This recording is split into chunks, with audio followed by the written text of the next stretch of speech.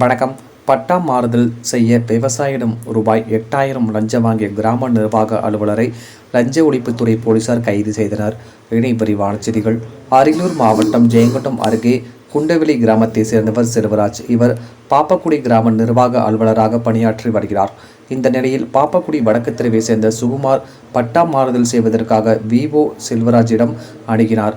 அப்பொழுது பட்டா மாறுதல் செய்வதற்கு ரூபாய் 8000 லஞ்சம் கேட்டதாக தெரிகிறது.